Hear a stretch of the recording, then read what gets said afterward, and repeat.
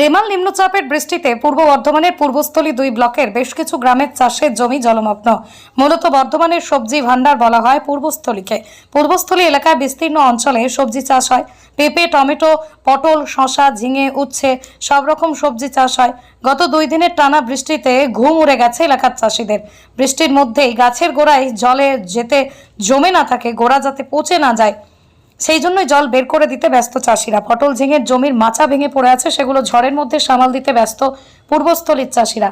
বৃষ্টিতে সবজির জমিতে গাছের গোড়া পচে গেলে ব্যাপক ক্ষতির আশঙ্কা চাষিদের। তাই এই বৃষ্টি ঝড়ের মধ্যেই জল সেচ করে মাচা ঠিক করার কাজ চলছে পুরোদমে। মাচা পড়ে গেছে, জল কাটতে পারিনি, পেঁপে আছে সাইডে, ওই জন্য জল পাশে আছে, টমাটো, ওটা জল। এখন কী করবো, মাথায় কাজ করতে না।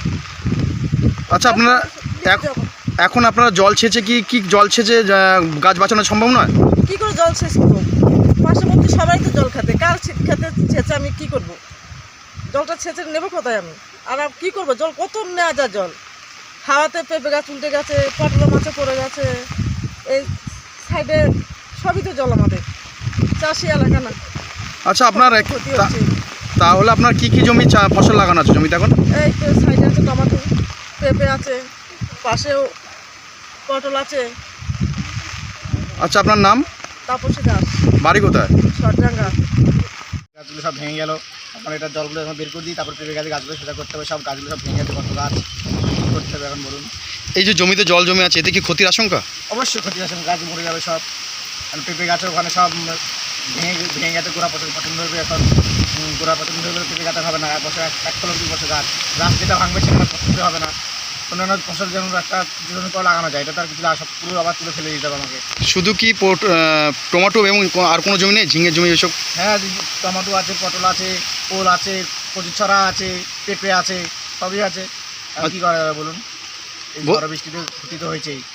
জমিতে জল জমি থাকার কারণে আপনার ফসল নষ্ট হওয়ার সম্ভাবনা বলছেন? অবশ্যই অবশ্যই অবশ্যই। সেই জন্য এখন জল দাঁড়াবি সব যেতে পারছে না, এখন কিছু বালতিতে ফেলে দিচ্ছি জলটা বাইরের দিকে, গাছ বের করতে পারি। আচ্ছা, আপনার নাম? আমার নাম মনোজ কুমার দাস। বাড়ি কোথায়? বাড়ি শর্টডাঙ্গা আছে। লেবু গাছ আর এই লেবু, পটল আর এই কপি, এগুলো নষ্ট হয়ে যাবে সম্ভাবনা। জল জমে গেছে, জল পাসের ব্যবস্থা নেই। আর যেভাবে হচ্ছে যদি আরও হয় যাবে, তাহলে গাছ সব গাছ পচে যাবে, গাছ আসবে না। আচ্ছা, আপনারা কি এখন ক্ষতির আশঙ্কা কোনটা দেখছেন? ওই ফসলের ক্ষতি আশঙ্কা হচ্ছে পেঁপে, পটল, কপি, এতেই ক্ষতি আশঙ্কা বলছেন? বেশি আমার চাষ যেটা, এটা আমার ক্ষতি এটাই।